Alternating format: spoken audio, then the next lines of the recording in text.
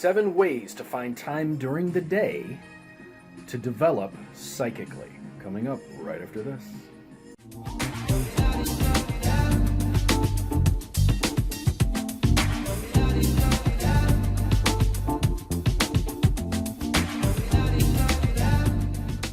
Good afternoon, this is Lucky Lynx. One of the things that happens when you start to work as a psychic and you start to seriously study psychic development and develop your psychic gifts, especially if you do it professionally, is that you start to develop a style and a philosophy and an approach that is uniquely yours. One of the things that happened when I started doing this channel was I noticed that there were some people occasionally, usually not, because usually the people who watch the station are pretty interested in what's really how to develop, and they're very serious about it. But occasionally I'll get people writing me saying things like, the music in the background is distracting, or why did you do this in a public place? I can't, it's very distracting that you're in a public place. Or even at one time I didn't have any music playing and someone's like, I can't hear you. And it made me realize this point that I'm about to make, though it was intentional that I did things this way because it's reflective of my style. I am one of those people who believes that in order to develop an art, you must practice the art, and this is very much an art. And I don't know if that comes from my background in the arts. I spent hours and hours and hours and hours and hours and hours in dance studios learning to dance. And I spent hours and hours and hours, and I can't even count the amount of hours I spent in learning to write and investing in practicing writing. So maybe I got in the habit of it so that when I seriously took up the tarot, I said, no one's going to get involved in my development. I am going to take hold of my development, and I am going to be the one who decides what happens with my development. When I did that, a very unique thing happened. Things really started to take off for me when I did that. I didn't realize it at the time, but looking back, I went, wow, I really did start to learn some amazing things when I did that. Another thing is that the reason that I shoot the videos the way that I shoot, with there's music going on in the background, or I'm in a public place, or I'm in a restaurant, or I'm in a cafe, or I'm on the street, is that I am trying to make a point and illustrate a point that this is not something that happens in a very quiet, dimly lit room, and it can only happen when you have time for that. This is something, if you really want to develop psychically, that must go on all day, every day, while everything else is happening.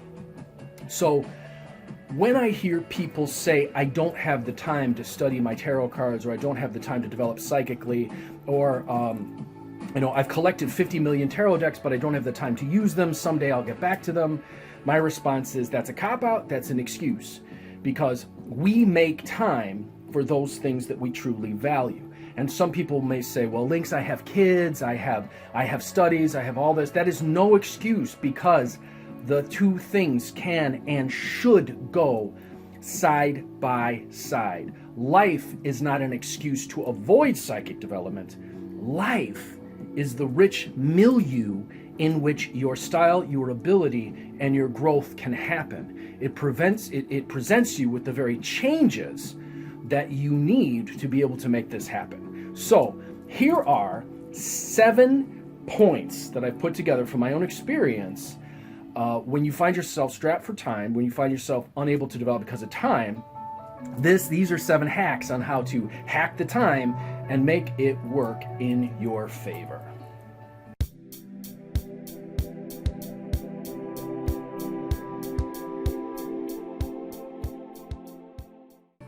All right, number 1, use cards, especially if you're just starting out. I cannot emphasize this enough. Use cards, and this is why. If you use something like cards, or like, say, the I Ching, It's going to keep you from getting arrogant, and it's going to put you in your place before you get so lofty and, oh my God, I am the greatest psychic who ever lived in the whole universe. Yeah, filters through me. It's gonna keep the cards or the I Ching or something like that it's very much going to keep you in your place. Why? Because there is a spirit involved in both cases that will push you towards development more than towards ego gratification and more towards flattering. Now, what happens is that individuals who say, oh, I don't want to do with cards because cards are evil, or I'm afraid that they're evil, or there's evil spirits involved, what usually happens is they go off and they say, well, I'm just going to open up to the universe. I'm only going to channel angels and archangels and love and everything. And something gets a hold of them and starts flattering them, and they go, oh, well, this has to be good because it's flattering me. Because no one ever wanted anything from you when they were flattering you, right? So what they do is they get themselves, they open up to whatever, and they have nothing to kind of keep them in check, and they also have no way to really decide or show their development. Now, you could say that, okay, well, I'm talking to the angels and archangels, and I know exactly what's going on with this person's dead relative. That doesn't mean that this spirit isn't feeding on that person, you, this person, that person. It happens. So when you use a deck, or when you use something like the I Ching or something like that, they're going to put you in your place, especially the I Ching. The I Ching will, like, kick your butt. But I will say, the I Ching was taken out of context from an old Tibetan Bon practice of cosmology, so it is out of context. So there are some things that will be missing if you use it because it's taken out of context. That doesn't mean that you can't use it in an oracle, because I had for years before I ever started studying cosmology, and I learned a lot from it. But cards are really, they will help you to keep you in your place, and they will give you a structure. There's a story here that I can tell that I think illustrates my point here. I believe it was Balanchine at the time said to Stravinsky, he said, I want you to write a piece of music for me. And he said, I want it to be 2 minutes. And Stravinsky said, exactly 2 minutes? And Balanchine thought he was being a wise ass. And he said, no, I want it to be 2 minutes and 13 seconds.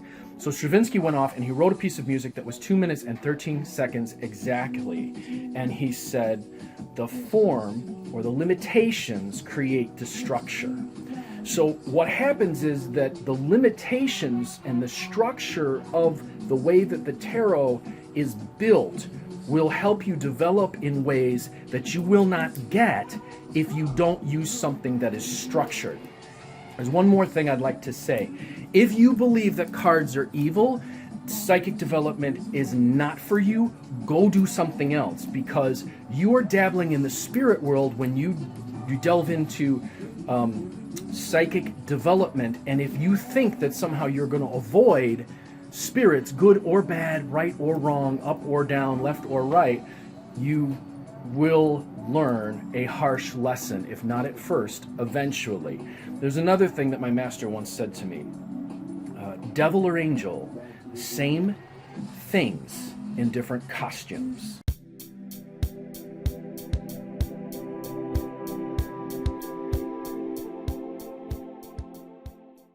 Number 2, take a deck with you.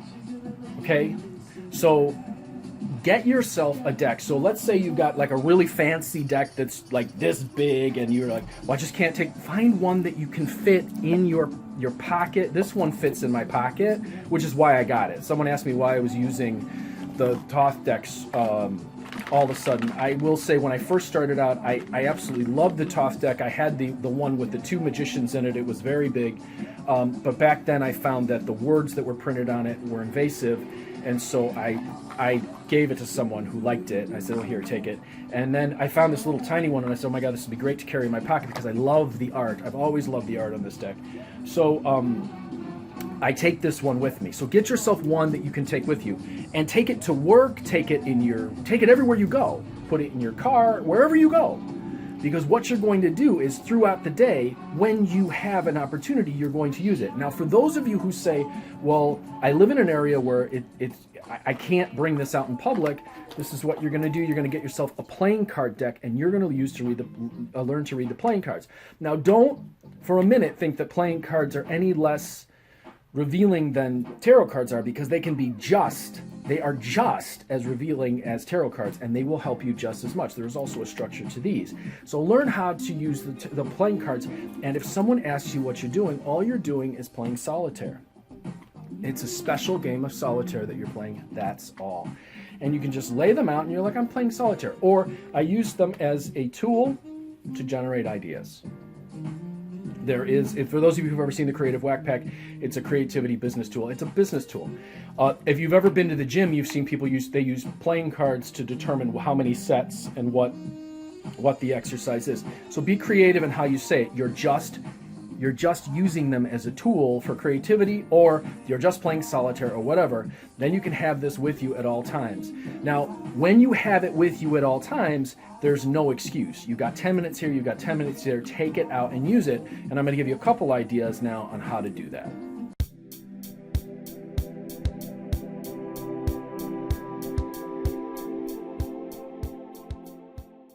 Number 3, draw a card first thing in the morning.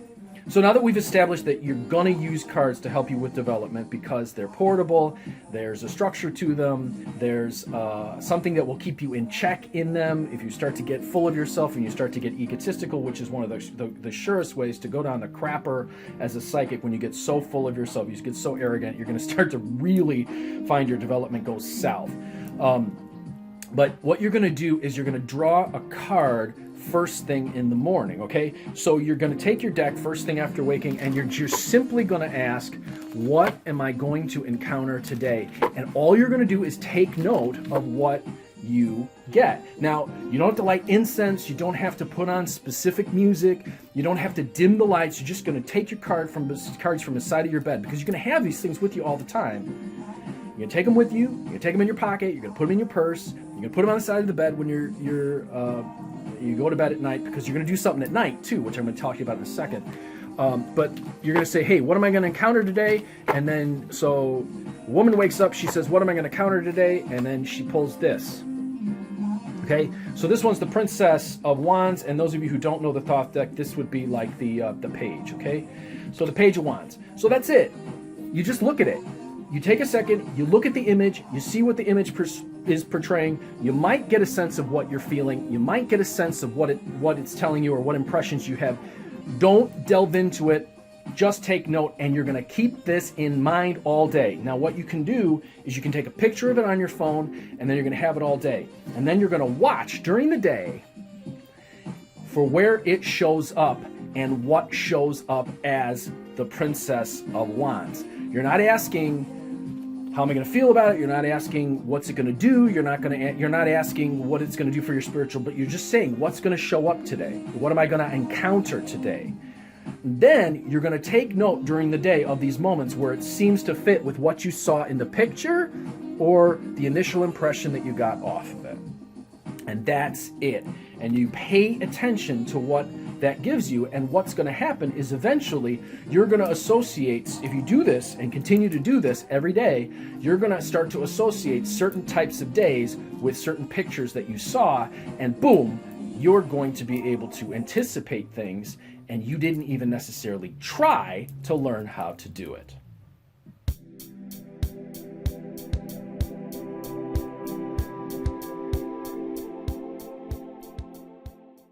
Number 4, draw 3 at the end of the day. I've told you guys about this one a million times. This one I use with my students constantly. This is end of the day. You shuffle the cards. You're lying in bed and you go, what was this morning? What was this afternoon? What was this evening? And that's it. You sit there for about 15 minutes and you look back. If you want, you can put it in a journal. I use a journal to make notes about all sorts of things. I always have, ever since I was a teenager. It's a really good way to keep a track of your progress and what you're learning. But in this particular case, you can say, okay, this morning, does this look like that represents what I experienced this morning? So, for example, and I didn't do this for myself, I just did this as a general example, thinking of the same woman who did it. But let's say that I was going to use this for myself. I was like, okay, what does that look like? It looks kind of brutal and it looks almost painful. Well, I worked out this morning.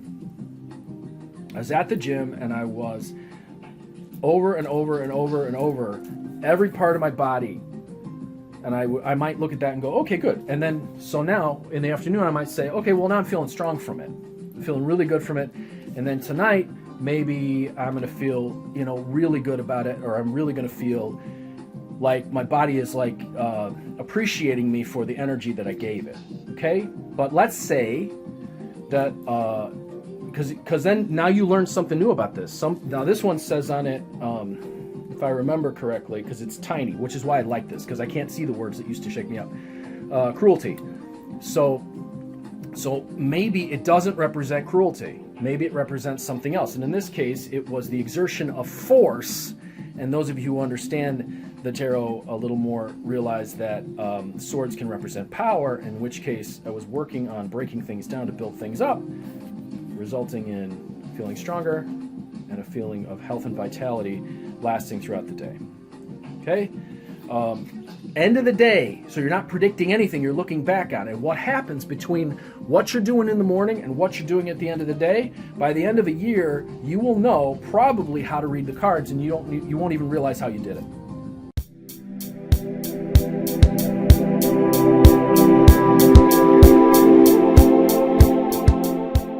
All right, number 5, use your lunch break to ask specific questions about how the day is going, okay? So you went through the lunch break and you had a morning meeting, and you went through that meeting and you want to know how it went.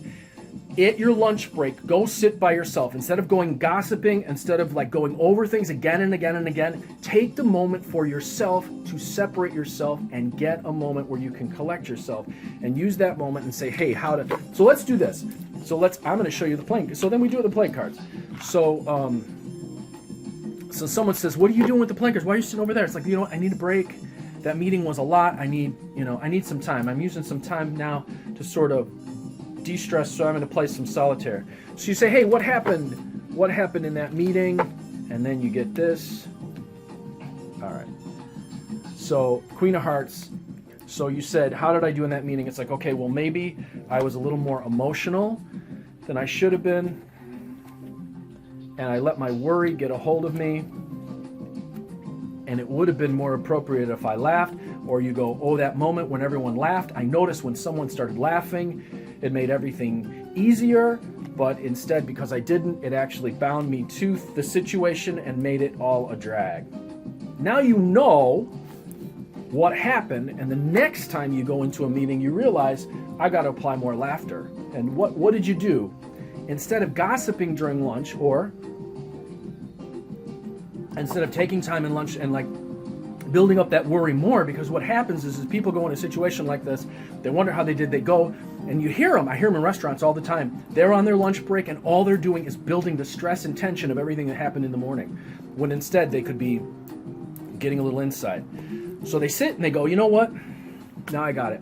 Next time I need to use laughter, and if I did, it would have. And then you can say, well, what would have happened if I'd used laughter? And then, boom, wild card, which means some surprise would have happened that would have taken me in a positive direction and set everyone at ease. But instead, I worried, and so now you've got insight to take in the rest of the day and to use next time you go into a meeting. So instead of saying, well, I work, I don't have time for psychic development, you use the situation that you've got to develop naturally and in an organic way for what your life is actually giving you. And there's more about that in one of the next points that I'm going to make here.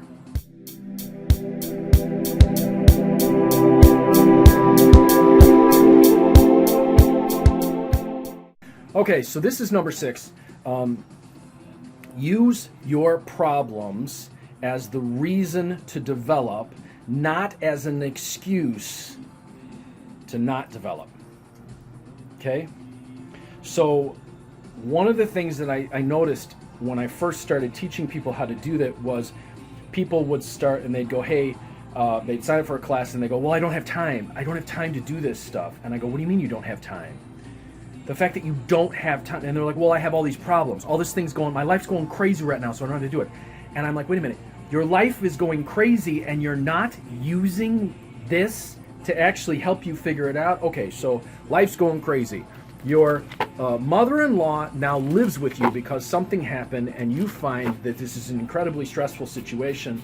You have a time at lunch and you go, I'm taking the time at lunch to go sit down and ask, what is the best course of action I can do right now about my mother-in-law, because I'm between my mother-in-law and my husband and I don't know what to do.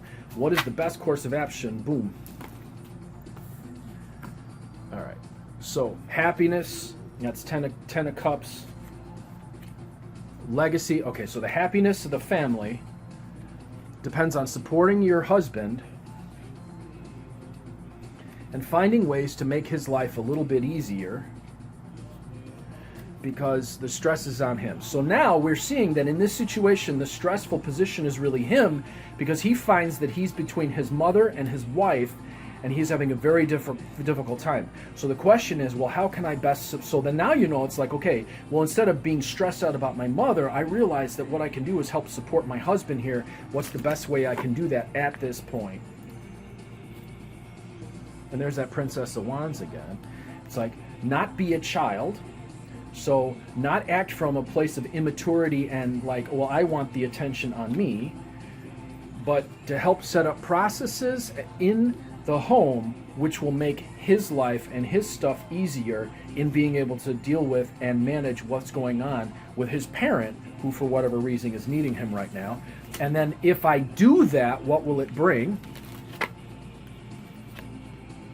Okay, so what will happen then, so that may look like it's counterintuitive, but what will happen is the stress that he's facing is going to end in a disappointment for him, and then he's going to be able to make the decision that he needs to make about his mother, which is to give her the valuable care that she needs, that he's not able to provide her at this moment. But instead of getting into a fight with him and creating chaos and putting him in a position where it feels like you're draining him, you gave him the support that he needed in order for him to make the decision that he needed to make. And now it's his idea that his mother needs to be taken care of in a new way, and then you simply faded into the background, didn't have to take on her stress, his stress, anyone else's stress. You just showed support to him, and then he was the fulcrum between the two women in his life, and he was the one that had to make the decision about his mother. And then he says, look, this is not working. I don't feel good. There was a little prediction in that because it showed what was coming for him in the future. And then he says, thank you for your support. You guys become closer, and then boom, he makes the decision that's really best for the mother, because the Ace of Coins means that she's in a place where she can get day-to-day care, the day in, the day out, that she's not able to get, and then she can be more healthy. But you didn't say, I expect you to do this, or I'm leaving an ultimatum to do this, because when you do those things, it doesn't work. So now you took a stressful situation that seemed chaotic in your life. Oh no, I can't do anything. I can't do the cards because I have to sit around and fight with my husband about my mother-in-law and make things difficult. You used the tool as a way to determine what the best course of action was to make the situation run smoothly. And now all you did was took your lunch break. Now you got something to do when you go home that creates a bond, that creates you, if that brings you two closer instead of driving you guys apart. So use your problems as the reason to develop. They are your teachers.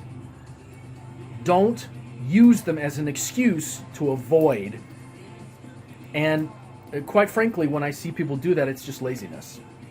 And I mean this because it's easier to be lazy and indulge in our bad habits than to actually learn how to become masters of our lives. Because what this is about is becoming a master of your life and using this as a tool that actually helps you. Now, this is just the beginning. And once you start to develop this, what's going to happen is you will be led to something that will actually help you. And if you start to succeed at this and start to use this as a way to solve problems, guess what? Your world's going to open up in a way that's going to open a new spiritual development for you, and you're going to have another choice to make, and it's going to take you down a road. So if you're actually going, hey, I would like to use this to gain a deeper understanding and to learn how to master my life and my own problems, well, guess what? You're going to get the skills that you need to do that. And eventually something else is going to open up that's going to teach you something even bigger than what you started with this.